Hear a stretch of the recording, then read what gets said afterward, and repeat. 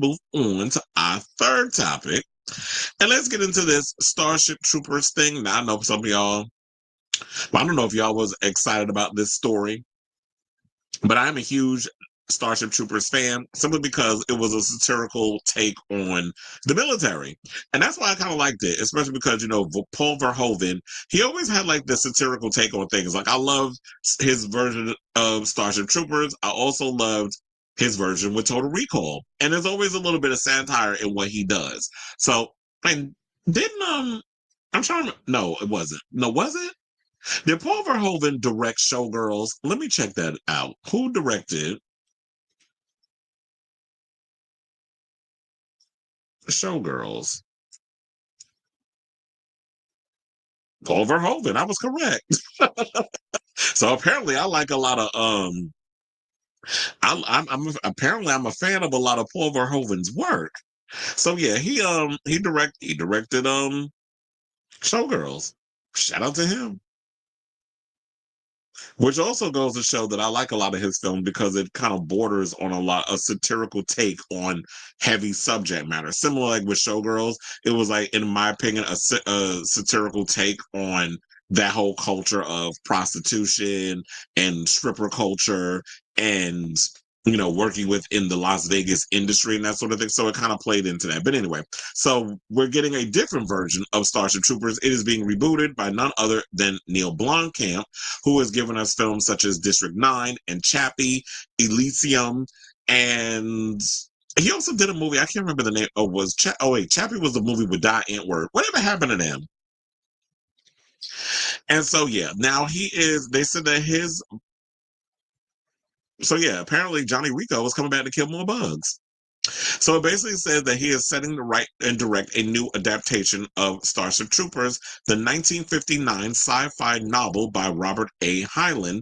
Didn't Robert Heinlein also do Invasion of the Body Snatchers? And they said that was last memorably brought to theaters in 1997 by director Paul Verhoeven. The new project comes from Sony Columbia Pictures. Now, thinking about Invasion of the Body Snatchers, there's been so many different remakes of Invasion of the Body Snatchers. My favorite version of that film would have to be the one with um, Veronica Cartwright, Leonard Nimoy, and who else was in that? There was a lot of people. There was a lot of people in that. But Donald Sutherland. I love that one from 1978. That is like my favorite Invasion of the Body Snatchers out of all the ones they remade. I remember they remade one for the 90s. It felt very 90s. But the one that, when I watched the one that came out in 1978, that one still, I don't know, the doom and gloom of it all, it just still haunts me. And so that's like one of my favorite iterations of that film. But anyway, so would you like to know more? Which is, an iconic line that you hear a lot in Starship Troopers in regards to what's going on. Now, while exec plot details remain closely guarded, the new Starship Troopers is said to draw inspiration from Heinlein's original military story rather than pulling from the fascist send-up that characterized Verhoeven's satirical adaptation. Along with writing and directing, Blomkamp is producing with his longtime collaborator Terry Tatchell.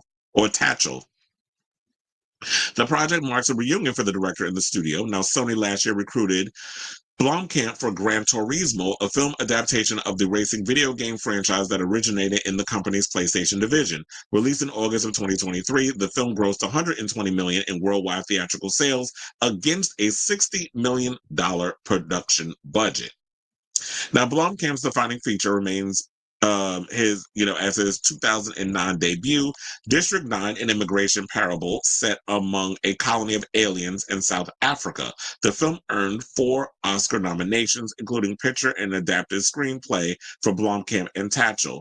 Blomkamp went on to forge his brand of realistic, socially minded sci-fi with 2 follow-ups, the Matt Damon action spectacle Elysium, and the tale of a Di Antwoord-raised swaggy robot Chappie. Now, I will say this, I didn't particularly like Chappie, but I like Elysium. There were so many stories up in there. I know some people probably feel like maybe the execution wasn't what it was, but it was just how they talked about. I feel like it was a social commentary on healthcare and the healthcare system, and when you had someone like Matt Damon's character who worked in this factory that got infected, and he got caught up in this machine that was like, I think it was like he got radiation poisoning, and he had to get up to this city in the sky that was run, where all the oligarchs and all the billionaires and millionaires and people with a lot of money lived in, so they could use their machine. And there was this guy that was actually sort of like a coyote who would smuggle people up onto this planet or this world that was built for the billionaires and millionaires to live separate from us poor folk. Which I really feel like if people really look at, that's why I love Neil Blomkamp's movies, because it's a social commentary on the system as a whole, be it the medical industry, immigration. When you look at something like District 9, it's social commentary on immigration.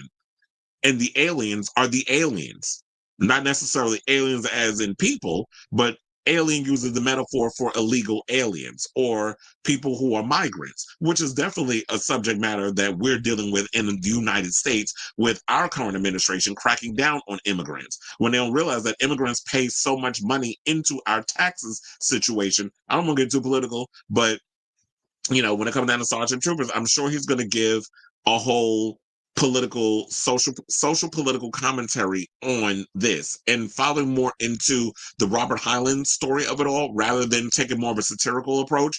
Whatever Neill's approach is going to be, I'm definitely feeling like it's going to be great. I remember also he was supposed to direct a movie version of, I think he was supposed to remake, was it Aliens?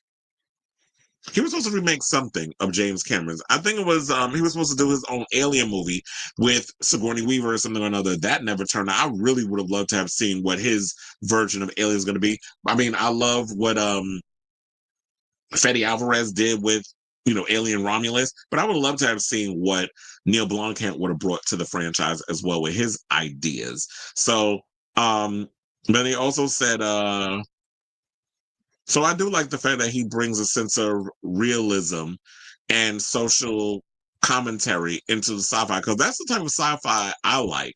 I love the fact that when you look at two genres that I talk about often in the show, I love science fiction and I love horror the most, because science fiction and horror allows you to really explore a lot of the socio-economic or social political commentary, and it is the one genre that I feel like it allows you to take risks in regard to the subject matter, and you can cloak it and disguise it in so many different things, but if you look beneath what you're getting with the visual spectacle and stuff, you get the social, economic, and social political stories and the commentary that you get in those things. So that's what I love about it. I'm a deep thinker, so I like when I'm also getting entertained by things, but also movies that make you think and sits and resonates with you long after the credits starts rolling and we get to see the 150,000 people that worked on the film and the 80 people that worked on the special effects, and also everybody's getting their due.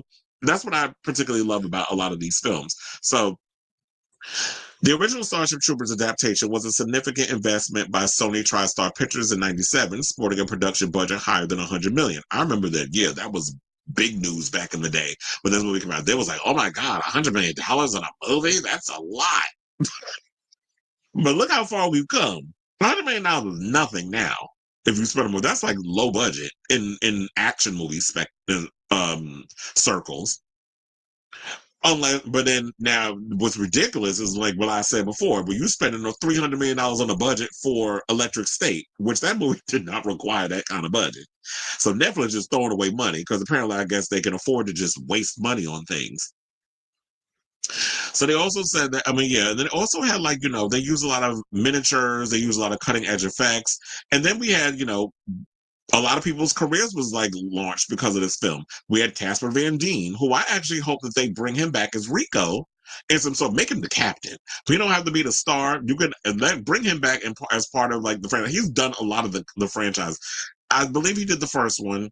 I don't think he was in the second one, but he did do another one that was down the road, but that went straight to video or whatever.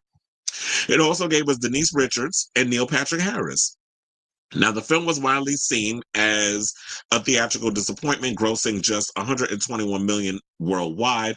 But the good thing about it is it's a cult film, and because of VHS S sales and things of that nature. It's, fans love it. So I feel like if you do reboot Starship Troopers, I do feel like the movie will make bank. But I also feel like Neill Blomkamp, he reminds me of, oh my God, I forgot the director's name, the one that just directed the new Jurassic World movie.